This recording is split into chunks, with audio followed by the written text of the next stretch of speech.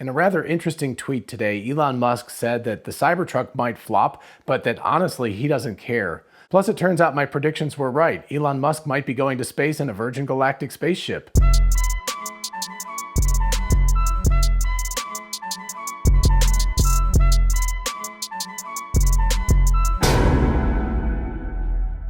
Hey y'all, it's Dr. Know-It-All. So first I want to start with a small aside. And the last episode that I did here about billionaires in space, I predicted that Elon Musk might well go to space in a Virgin Galactic spaceship, or Spaceship 2, Spaceship 3, Unity, whatever it's called.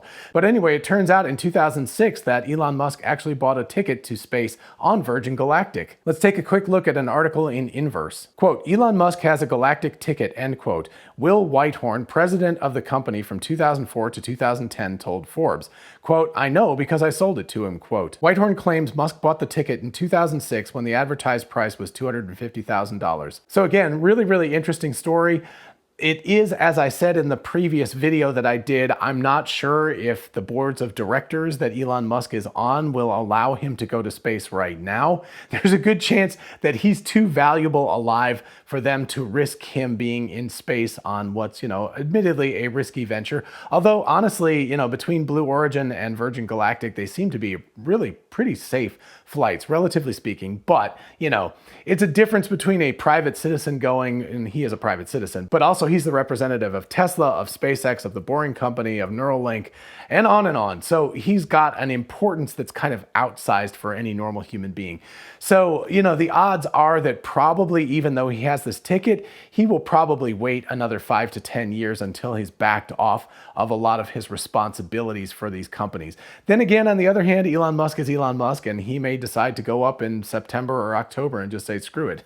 So one never knows. Or he might just decide to, give that ticket away to the Virgin Galactic and go with a Falcon 9 crew launch instead. So one never knows. But anyway, it's very cool that he does have a ticket already on Virgin Galactic. $250,000 to him is nothing. It's a drop in the bucket. It's more of an issue. It's not an expense issue. It's more of an issue of whether the boards of directors of the companies that he serves on will allow him to take that risk. Anyway, onto the Cybertruck issue. There is an article that was published in The Truth About Cars that questions whether the Cybertruck will indeed be a flop or a success. And interestingly enough, Elon Musk responded to this, and not in the way that you might think. So here's his quote. Elon Musk said, "To be frank, there is always some chance that Cybertruck will flop because it is so unlike anything else. I don't care. I love it so much, even if others don't. Other trucks look like copies of the same thing, but Cybertruck looks like it was made by aliens from the future." So first of all, that's an awesome ending, and that's what's going to be the thumbnail for my episode. Why not have aliens building the Cybertruck, right? But anyway, it's very cool that there's a humbleness involved with Elon Musk. At the same time, a humbleness, but also a drive. He's like, I love this car, don't really care whether other people do or not, so we're still gonna make it. Now, also previously, Elon Musk and Tesla have admitted that at the time they unveiled the Cybertruck, they had no idea if it was going to be successful at all. They thought, it might just have a few thousand reservations, and it was such a weird concept that they might have to turn around then and generate more of an F-150 type of pickup truck, a standard looking pickup truck. As it turns out, it looks like there's somewhere around 1.2 million reservations for the Cybertruck, which is staggering, right? So even if only like 30% or something like that of these truck reservations actually come to fruition, because they are only $100 and they're refundable.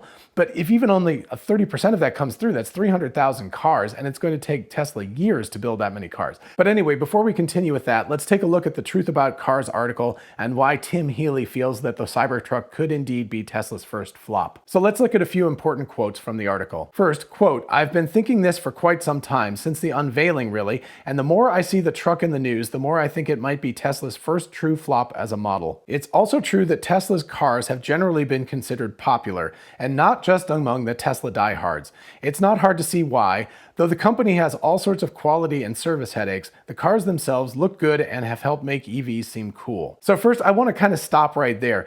There's a lot more to a Tesla than it looking good. And by the way, Teslas look a little bit weird.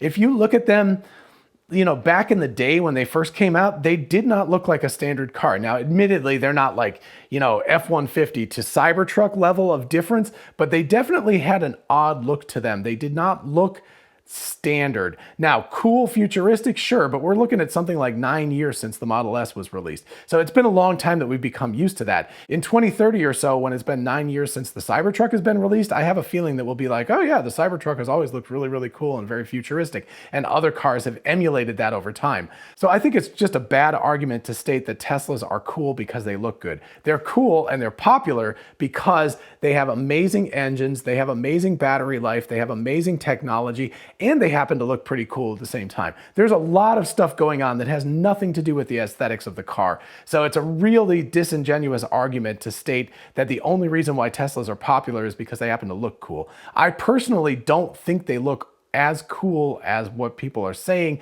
They just look a little bit different than other cars. Instead, it's what's under the hood and inside the car that matters a great deal more than the aesthetics of the car. Anyway, continuing on, the Cybertruck, however, is a different story. It looks like a one-off Hot Wheels toy come to life. You know the kind, those weird little toy cars that looked as if they'd be impossible to produce. Then Tim goes on to talk about the reaction that they all had to the initial unveiling. And he was like, everyone was less than enthused, but he was hanging out with a bunch of car enthusiasts and car journalists. So that again seems disingenuous. It's been almost 2 years since the unveiling. There's been a lot of water under the bridge since then, and the evaluation should be done on the car now, not on what people thought in November of 2019 about the car. Continuing on, I did try to give Tesla the benefit of the doubt. Maybe I'd change my mind. After all, Tesla took a risk with the design, and that's to be commended.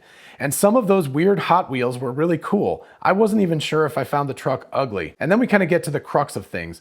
But it sure seemed like it wouldn't be able to do what trucks are supposed to do, at least not well. It does have a bed and lockable storage, and the claimed towing numbers are impressive, but it seems like the Rivian, Ford F-150 Lightning, and the upcoming GMC Hummer will be more usable as trucks. Again, just to pause here, why will these other cars be more usable as trucks? There's no reason stated, he just says they will be, but I think that just comes down to them looking traditional. The Cybertruck has a bed, the Cybertruck has a bunch of towing capacity, it has a bunch of hauling capacity, it looks darn tough, right? It's made out of stainless steel and it's unpainted. The other cars look downright fragile compared to it. And in addition to that, the Cybertruck has a bunch of outlets and compressors and all sorts of other things that will be really, really useful for this truck as a truck, like a work truck or something like that. So it's not clear at all why Tim is saying that this truck won't be useful, and he doesn't really come up with a list of why it won't be useful as a truck. Anyway, continuing on.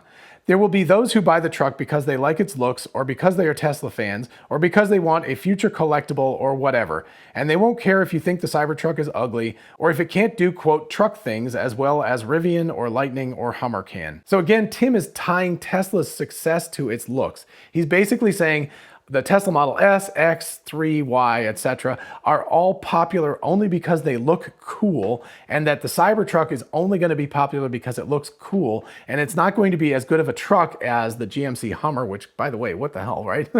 That's not really a truck, that's more of a kind of a bizarre sport utility Hulk or something. But the F-150 Lightning and the Rivian R1T certainly are trucks in true nature. There's no reason given, Tim gives absolutely no reason as to why the Cybertruck might flop based on its specifications. He just says that people won't be enthusiastic about it without any proof whatsoever. Again, continuing on. That said, I think once the initial wave of enthusiasm dies down, the Cybertruck will be outshone by the competition. Ram has an EV on the way too, don't forget. So that means the Detroit 3, who know trucks and know how to sell them, will all have EVs available within the next few years. And Rivian's truck also seems on paper to be more conventional and more useful in terms of utility. Then a quick update to the article. Update. Since this article went live, a few folks on Twitter have reminded me about the 1 million reservations for Cybertruck. I believe that number is actually closer to 1.2 million now, but anyway. I am aware of that number, but A, reservations don't translate into sales, and B, as I pointed out above, the truck might sell well off the bat. It could still end up being a flop even if sales are initially strong. I could be wrong. That's the danger of making a prediction. Somewhere out there exists a record of my NFL predictions from my time as co-sports editor of my college newspaper, and if I'd actually bet the games based on my picks, I'd be washing dishes at a casino right now. That said, I think the Cybertruck just won't sell well, and Tesla will soon find itself working on a more conventional electric pickup truck, one that likely will move units en masse. So yes, there's the bulk of the article. So number one, he does say it's an opinion, so yes, everyone's entitled to their opinion, just like a-holes, right? Everybody's got one, and most of them stink. It's there's absolutely no data backing up Tim's assertions about this. It really kind of comes down to him stating that the Cybertruck is not as useful as a truck as the other trucks without any data, any specifications to support that. And I can't think of anything that the Cybertruck doesn't do as well as other trucks. So I think honestly, it comes down to him not liking the way the Cybertruck looks. Because he talks about how Teslas are popular because they look cool, and the Cybertruck doesn't look cool, and therefore the Cybertruck won't be popular. He does say that the other trucks are more useful as trucks than the Cybertruck, but he just says that. He doesn't give, what I would want would be a list of like 6 reasons why the Cybertruck will flop. And if he said, I don't know, that the triangular back bed with the cover over it, the roll cover, would not be as useful because of X, Y, and Z. At least that way there would be something that you could argue against. But instead, all we get is, I don't think it's going to work because it's not as useful as other trucks at being a truck. But the only real reason that he kind of implies for why other trucks will be more successful is because they look like trucks, right? So that's not a very good argument. I mean, cell phones looked like Blackberries and Palm Pilots up until the iPhone came out, and now they all look like slabs. So things can change, right? The paradigm can shift even amongst a reasonably established market. And yes, there are a lot of people who are conservative and they're going to be like, nope, I only want to buy a truck that looks like a truck. I only want to buy a Ford, etc. But you also got to remember, there's a lot of people who won't do that. They'll say like, screw Ford, I'll buy something that's cheaper and better. But also there's a bunch of people like me who have never owned a truck in their lives and will be buying a Cybertruck. And by the way, if you want to look back for over a year, you can actually check out my episode about that. But in any case, I really don't see how a truck looking different is its death knell. I think that there are Tesla fans and Tesla fans are going to buy the truck, but I think what's going to really sell it is, number one, it'll get out in public and it's not going to look as weird as people think it does. Just the videos I've seen of it driving around New York where it's underneath the neon lights and looks super cool, but also at the Austin, Texas factory when it's got mud on it, it looks really at home. And I did do a video about how it's chameleon, by the way, so you can check that out too if you're interested.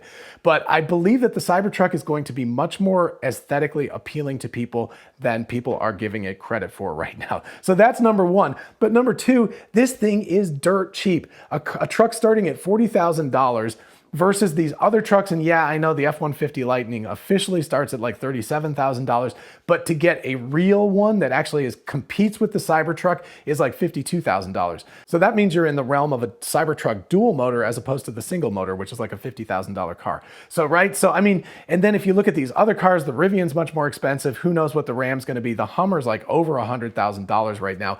So it's really, really a misnomer to say that these other trucks are better and more like efficacious as trucks than the Cybertruck without giving any reasons, because again, I can't see any reasons. The Cybertruck hauls a ton, it tows tons, it has a lot of electrical outlets, it has air compressors, it has pneumatic suspension, so it's great for off-roading, etc. So again, I think it's going to be an incredibly versatile, multifunctional truck. And it's not fragile, right? It's made out of stainless steel and bulletproof glass, disregarding the whole thing that happened during the unveiling when both of the windows broke on the driver's side. But anyway, disregarding that, they've got bulletproof glass and they've got stainless steel that will take a real pounding. And actually, if it gets scratched, who cares? So other trucks look downright fragile compared to the Cybertruck. So I just can't see any reason utilitarianly why the Cybertruck would not succeed. The only reason I could see it not succeeding is because it looks kind of weird, but I don't think that's going to be a problem because again, no matter what, you're going to have several 100,000 of these things on the road. And once they get on the road, other people will see them and then they'll spec it out and they'll say, wait, I can get a Cybertruck for this much money with full self-driving and it will still cost me less than buying an equivalent F-150 Lightning without full self-driving. Why would I not want to get this thing, right? It's cheaper, it's better, it's more durable. It'll probably last close to 1,000,000 miles if it has a 4680 battery in it. These are all huge selling points for it. So while I think Elon Musk's tweet is rather humble, where he's saying like, this could very well flop, I don't know, it's experimental. I love it, and therefore we're going to make it. I think that's amazing. It's a bold choice. It's a bold vision for the future. And I don't know if anybody's read 0 to 1, but Peter Thiel's book, but I think it's a really interesting kind of connection to that because, right, whatever you think of Peter Thiel, the book is really fascinating. The 1 to N is once you've invented something, to replicate that and to globalize it is really a no big deal kind of thing, right? That can be done by just about anybody. But to go from 0 to 1 to create something from nothing, that's the real moment of creation. And that's essentially what the Cybertruck is. It's that 0 to 1 moment. It's going from nothing, first principles, to making something. And I believe Peter Thiel actually says first principles in his book. So anyway, it's that incredible, risky, high risk, high reward moment of going from nothing to something. I mean, that's what Tesla was in its origins, right? It was like, yeah, let's make an electric car and let's make one that's super pricey and super sporty and everything like that, and prove that it's better than an equivalent gas-powered car, and then we'll start to trickle down to more economically affordable cars. That's a 0 to 1 moment. Everybody copying Tesla is the 1 to N moment. That's not that big a deal. So Tesla is leading. Tesla is doing the 0 to 1 in the Cybertruck, and sure, it could fail, but I really, really doubt it. And certainly Tim in the article has not given us any sense of why it should fail. I do not believe it'll be a flop. I think it's going to be a wild success. It could be more popular than the Model Y, at least in the United States. It could very well be more popular than the Model Y, which is quickly taking over from the Model 3 as the most popular EV in the United States. So anyway, that's my opinion. My prediction is that the Cybertruck will be a wild success. So we will see how Tim and I do versus each other. The internet lasts forever, so you can always come back in 4 or 5 years and you can either scold me or congratulate me for, being wrong or right. So we will see. At any rate, I hope you found this episode fun and enjoyable. If you did, please do like it so other people can find it, and consider subscribing for more of this. As always, a huge shout out to my patrons on Patreon. Thank you all so much. It's been a busy summer. It's been, starting to get this stuff together, and I really do appreciate everything you've done for the channel and for me personally, etc. It's been wonderful. Thank you so much. And for those of you interested in investing, check out WeBull, an amazing platform for buying and selling stocks, and now cryptocurrencies like Bitcoin, Dogecoin, and others. Open an account and get a free stock valued at up to $200, and fund your account and get another free stock valued at up to $1,600. Check out the link in the description and help the channel at the same time. Thank you. And don't forget about our merch store, which now has "Physics is the Law, Everything Else is a Recommendation," which is a quote by Elon Musk, as well as other t-shirts, mugs, tumblers, etc., etc. Check it out in the description. And finally, don't forget we are both Tesla and Amazon affiliates. If you look in the description, you can see how clicking on a link and going shopping for a car, solar roof, power wall, or anything on Amazon helps out the channel. And as always, feel free to ask me questions in the comments or at my email address, which is drknowitallknows@gmail.com. Till next time, bye-bye.